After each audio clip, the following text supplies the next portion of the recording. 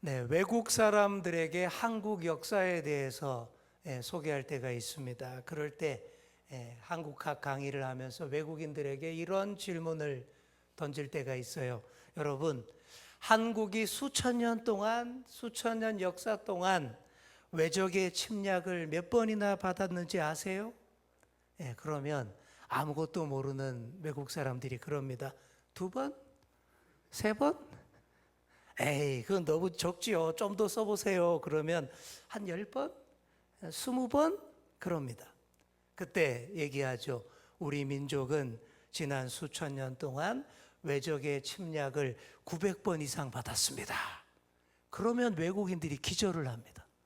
아니, 그렇게 수많은 침략을 받았는데 어떻게 나라가 안 망하고 이렇게 잘 있냐? 똑같은 반응입니다. 여러분, 우리나라가 단군 이래로 이 민족의 침략을 900회 이상 받았다는 게 사실입니다. 말도 안 된다라고 주장하는 사람도 있는데 일본 해적, 외구 아시죠? 외구의 침략 받은 것만 500번이 넘어요. 그런 거 다 치니까 여진족, 오랑캐들의 그 자잘한 침략도 꽤 많습니다. 그런 것까지 다 쳤을 때 900번이 맞다 그럽니다. 뭐 외구, 여진족 이런 거는 뺍시다. 그런다면 다시 답해 드리겠습니다. 국가 간의 대규모 침략 전면전, 침략 전쟁만 알려드리자면 그것도 한 100번이 돼요. 고조선 시대에 연나라, 한나라의 침략, 삼국시대의 수나라, 당나라의 수십 번의 침략, 고려시대 때는 진짜 거란, 몽골, 여진 진짜 많이 싸웠고요. 조선시대에도 임진왜란, 정유재란, 병자호란, 정묘호란, 청나라, 그리고 근대에 와서도 병인양요, 신미양요. 여러분, 우리가 프랑스, 미국과도 전쟁을 치렀습니다. 이런 큰 전쟁만 100번이 넘어요.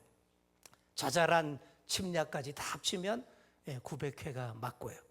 그런데 놀랍게도 이 100번의 큰 전쟁이 다 방어 전쟁입니다. 다 나라를 지키기 위해서 싸운 전쟁이었지, 우리가 다른 나라를 침략해서 싸운 전쟁은 한 번도 없어요. 여러분, 이것도 진짜 놀랄 일, 기적 같은 일이고요. 이 얘기를 또 외국인들에게 하면 또 한 번 기절합니다. 우리의 가까운 나라들, 중국, 일본, 러시아 이런 나라들은 침략 전쟁을 많이 했습니다. 지구상의 큰 나라들, 힘센 나라들 보면요, 죄다 남의 나라 침략을 많이 합니다. 2026년 현재 세계 군사력 순위가 나왔는데 이렇습니다. 세계 군사력 1위 미국, 2위 러시아, 3위 중국, 4위 인도, 5위가 대한민국입니다. 우리나라가 5위씩이나 돼요. 그리고 6위가 프랑스, 7위가 일본입니다. 이 순위에 드는 나라들 대다수가 옛날부터 전쟁을 즐겨 해왔고 지금도 하고 있습니다. 나 힘세다 막 이런 거예요. 20세기 이후로만 보면요, 미국도 베트남을 침공했고 그레나다, 파나마 침공, 이라크, 아프가니스탄,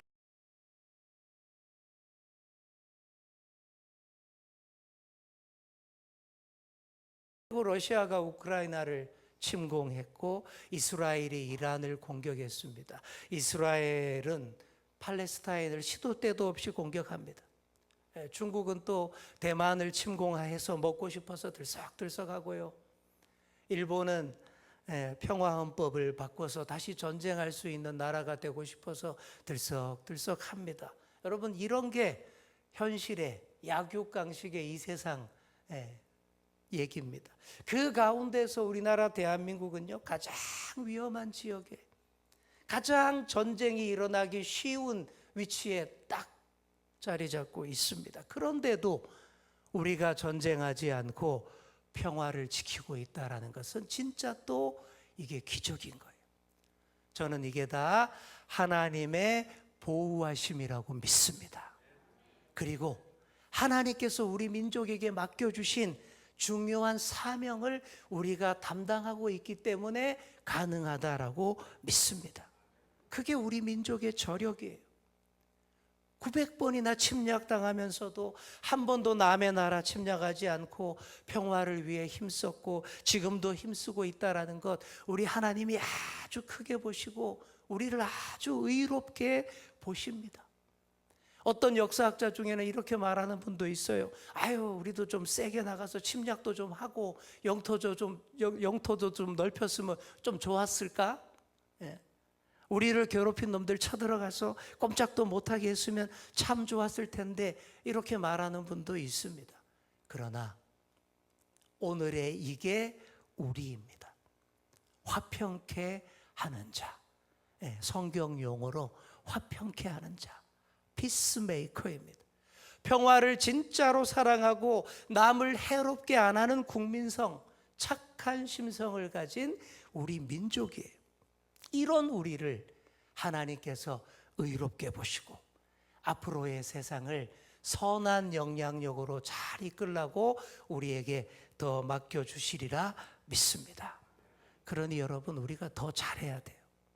다른 나라들처럼 전쟁으로 이익 보고 돈벌이 하려는 생각 꿈에도 하면 안 돼요. 하나님이 그런 자들 미워하십니다. 심판하십니다. 서두가 길었는데 오늘의 시편 11편을 그런 측면으로 오늘 함께 묵상하고자 합니다. 시편 11편은 다윗의 시이고 인도자를 따라 노래로 불렀던 시입니다. 우리 1절과 2절 우리 화면 보면서 함께 같이 읽겠습니다. 1절, 2절 준비 안 됐나요? 시작. 내가 여호와께 피하였거늘 너희가 내 영혼에게 새같이 내 산으로 도망하라 함은 어찌함인가. 악인이 활을 당기고 화살을 시위에 먹이며 마음이 바른 자를 어두운 데서 쏘려 하는도다. 아멘. 자, 어떤 느낌입니까? 지금 다윗이 지금 좋아요, 안 좋아요? 지금 상황이. 그렇죠? 되게 어려운 상황입니다. 다윗은 맨날 어려운 상황이에요. 시편에 보시면 악인이 화살을 시위에 딱 매겨서 활을 당기는데 어두운 데서 마음이 바른 자를 딱 쏘려고 조준하고 있대요. 자, 여기서 말하는 마음이 바른 자는 누굴까요? 다윗 자신입니다. 그래서 이 시를 사울에게 피해 다닐 때 지은 시로 보거나 아니면 아들 압살롬의 반역을 피해서 도망다니면서 지은 시라고 학자들이 추정을 합니다.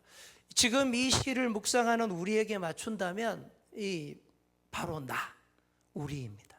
그리고 늘 침략당하는 우리 민족, 이렇게 보셔도 됩니다. 아주 절박한 상황이에요. 이런 절박한 상황에서 여러 사람들이 이런 조언들을 합니다. 어떤 조언이냐? 빨리 산으로 도망해라. 빨리 산으로 도망쳐라. 이게 합리적인 조언입니다. 우리 민족도 외적의 침략을 당할 때마다 산으로 도망갔어요. 그때 주로 했던 전술이 청야 전술이었습니다. 비울청, 들야. 그러니까 말 그대로 싹 다 불태워버리고 산으로 도망가는 거예요. 왜냐하면 적들이 식량이나 무기나 뭐 이용할 만한 것들 다 이용하지 못하도록 그냥 싹 다 정리해버리고 우리가 챙길 거 딱 챙기고 산에 있는 산성으로 도망을 가는 거예요. 그래서 우리나라에 산성이 그렇게 많은 겁니다. 산성은 험하고 적이 공략하기 어렵기 때문에 다 산성에 들어가서 활을 쏘면서 싸우면서 버팁니다. 적의 식량이 떨어지고 지쳐서 포기할 때까지 그렇게 버티며 싸웠던 것이죠. 그래서 또 우리 한국 사람이 활을 그렇게 잘 쏩니다. 우리가 양궁 금메달을 싹쓸이하는 이유가 다 있어요. 그죠? 우리가 옛날부터 침략 전쟁을 안 했기 때문에 이 칼이나 이 창보다도 활이 발달했습니다. 침략자들이 가까이 오지 못하도록 멀리서 쏴가지고 그냥 물리치는, 그리고 나를 지키는 전형적인 방어 무기가 활인 거죠. 이런 활이 마음이 바른 자의 손에 있으면 나라를 지키고 생명을 지키는 좋은 방어 무기가 돼요. 그런데 이 활이 악인들의 손에 들려지면 문제가 심각해지는 것입니다. 어두운 데 딱 숨어서 마음이 바른 자들을, 의로운 자들을 쏘는 무기, 수많은 사람들을 해치는 무기가 되는 것이죠. 여기에 맞아서 당하지 말라고 얼른 산으로 도망가라, 이런 얘기를 하는 것이죠. 자, 성경에서도 산은 피난처의 이미지입니다. 종말의 때에도 산으로 도망가라 라고 그랬어요. 그런데 오늘 다윗은 그 말에 시큰둥합니다. 1절의 뉘앙스를 한번 보십시오. 산으로 도망하라 함은 어찌함이냐. 왜 자꾸 날더러 산으로 가라 그러냐, 그 얘기입니다. 나는 산이 아니라 다른 데로 피하겠다라는 이 어감이 여기 녹아 있는 거예요. 그 다른 데로가 어디일까요? 여호와 하나님. 나는 오로지 하나님께만 피하겠다라는 그런 말입니다. 뭐 현실적으로는 산으로 도망가는 게 맞아요. 다윗도 그렇게 산으로 피했을 겁니다. 그러나 실상은 하나님께 피하는 것입니다. 하나님께 피해야 진짜로 피해지는 것이고, 하나님께 피해야 완전하다라는 것이 다윗의 믿음이었던 것이죠. 사랑하는 성도 여러분, 하나님께로 피하시는 여러분 되시기를 바랍니다. 다른 피난처가 없어요. 이 세상에 다른 피난처가 없습니다. 어디 가면 우리가 안전하게 피해지겠습니까? 오로지 우리의 하나님, 그분밖에 없어요. 우리 하나님이 어떤 분이십니까? 우리 영혼의 닻을 딱 내릴 곳입니다. 우리의 중심을 뿌리 박을 곳입니다. 우리 생명의 터전이 되시는 분이십니다. 자, 우리 3절과 4절 말씀 우리 함께 읽겠습니다. 시작. 터가 무너지면 의인이 무엇을 하랴.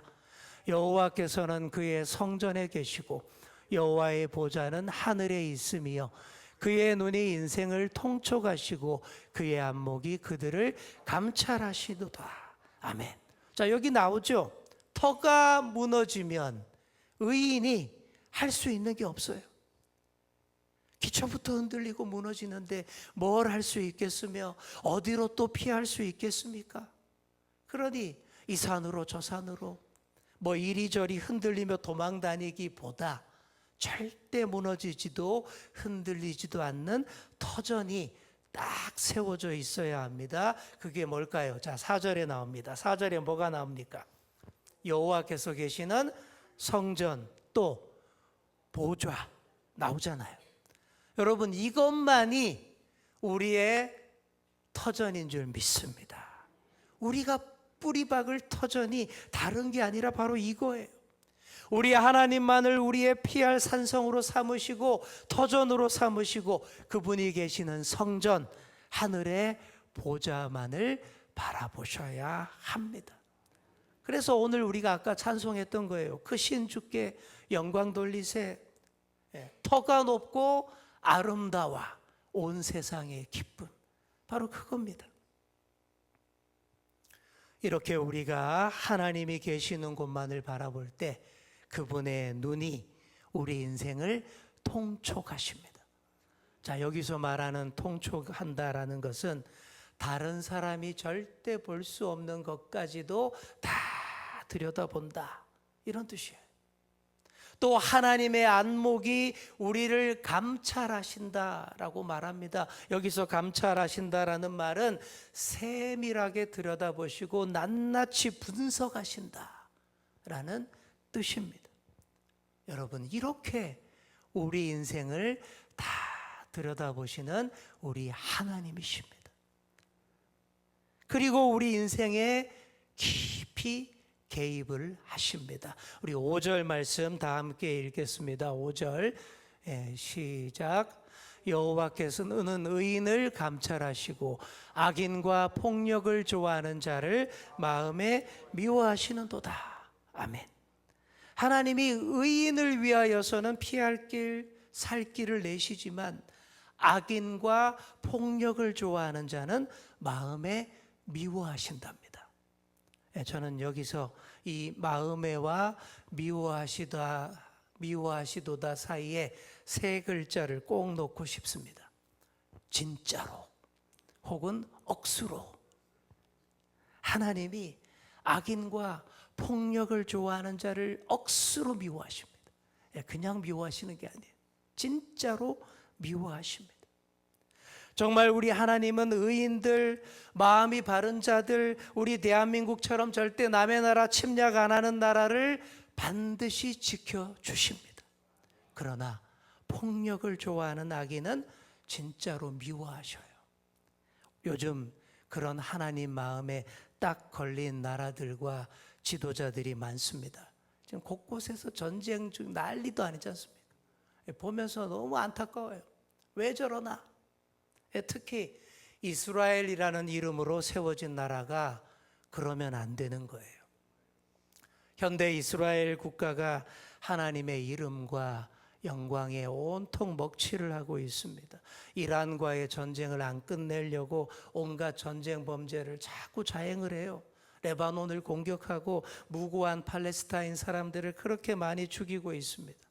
이 폭력을 좋아하는 자들이죠. 하나님이 미워하실 일을 다 하는 악의 축이 되어 버렸습니다. 옛날에도 그러다가 바벨론 포로가 되고 온 세상에 흩어져서 수많은 박해를 당했는데 또 지금 그러고 있죠. 사랑하는 성도 여러분, 바로 아셔야 돼요. 우리가 교회에서 영적 의미에서 이스라엘 이러는 겁니다. 1948년에 건국한 현대 이스라엘 국가를 보면서 이스라엘 이러는 거 절대 아닙니다.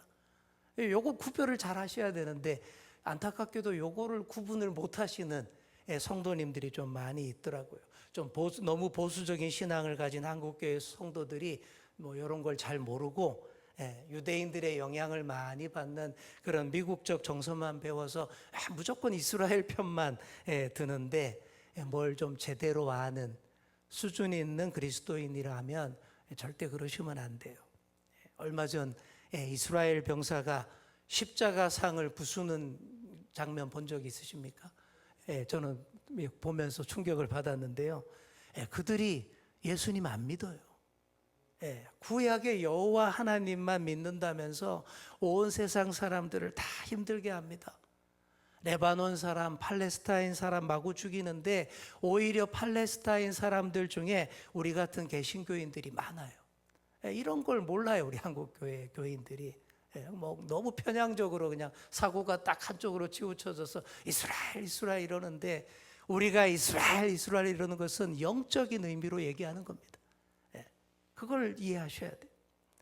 다윗과 골리앗의 역전이라는 말 혹시 여러분 들어보셨습니까? 다윗과 골리앗의 역전. 옛날에는 팔레스타인 사람, 즉 블레셋이 크고 강한 거인이었고 이스라엘은 다윗처럼 작고 약했습니다. 그런데 지금은요, 바뀌었다는 거예요. 지금은 이스라엘이 거인 골리앗처럼 막 되어가지고 작고 약한 블레셋의 후손 팔레스타인 사람들을 마구 죽이고 있습니다. 그래서 다윗과 골리앗이 바뀌었다고 다윗과 골리앗의 역전이라고 지금 얘기를 하는 거예요. 이런 것까지 잘 알고 정말 박해당하는 자들, 약자들을 위해서 기도하고 전쟁이 그치기를 기도할 수 있어야, 그래야 제대로 된 그리스도인입니다. 우리 주연교회는 수준이 있으니 다 그렇게 될 줄 믿습니다. 제대로 보셔야 돼요. 세상 돌아가는 거 너무 한쪽으로 치우치고 편향적으로 가고 이러면 안 되는 거예요.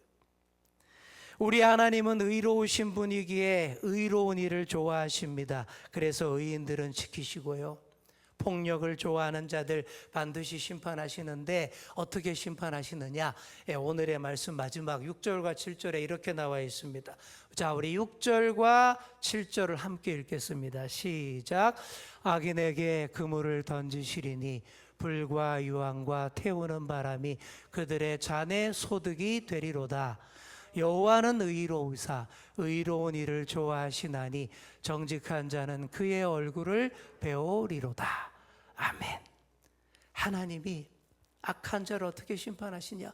그물로 탁 쳐가지고 그물로 딱 붙잡아 놓고 꼼짝 못하게 하고는 불과 유황과 바람으로 심판하신대요.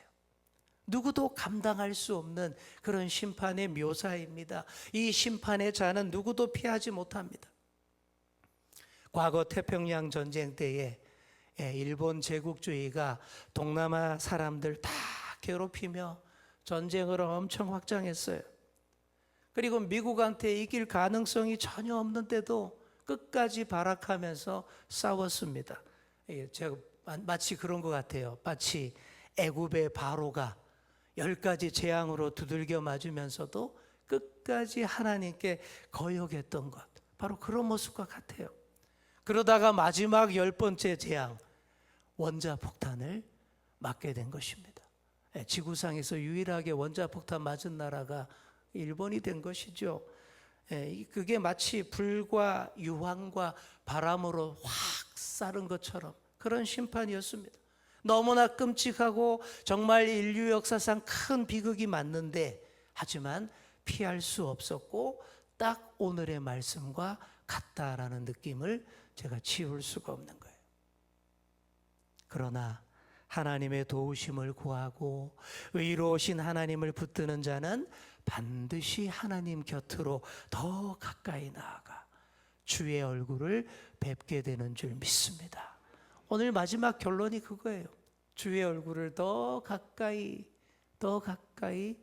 뵙게 된다. 누가? 정직한 자, 하나님이 의롭다고 보시는 자. 사랑하는 성도 여러분, 오늘의 우리가 의로운 자, 정직한 자로 하나님 곁으로 더 가까이 나아가고 주의 얼굴 뵙게 되기를 축복합니다.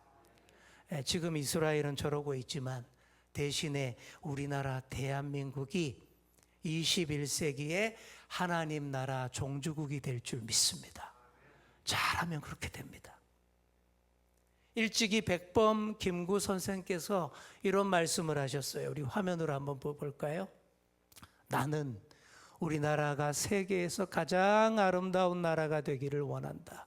가장 부강한 나라가 되기를 원하는 것은 아니다. 내가 남의 침략에 가슴이 아팠으니 내 나라가 남을 침략하는 것을 원치 아니한다. 우리의 부는 우리 생활을 풍족히 할 만하고 우리의 힘은 남의 침략을 막을 만하면 족하다. 오직 한없이 가지고 싶은 것은 높은 문화의 힘이다. 문화의 힘은 우리 자신을 행복하게 하고 나아가서 남에게도 행복을 주기 때문이다. 너무 좋은 말 아니에요? 저는 읽을 때마다 감동을 받아요. 나의 소원이라는 글에 나오는 얘기인데, 문화 강국의 아름다운 나라를 꿈꾸셨던 겁니다. 막 힘세서 다른 나라 막 부수는 그런 나라가 아니고요. 돈이 많아서 막 부자로 막 으스대는 그런 나라가 아니에요. 문화 강국의 아름다운 나라, 문화의 힘이 최고다, 이렇게 내다볼 줄 아는 분이죠. 100년 전에 벌써 이렇게 봤습니다. 현재의 우리나라가 그렇게 되어가는 줄 믿습니다. 군사력도 물론 세계 5위지만 그 힘으로 남의 나라 침략하는 나라가 아니라 그 힘으로 온 세상의 전쟁을 그치게 하는 그런 나라 될 줄 믿습니다. 여러분 그렇게 기도하셔야 돼요.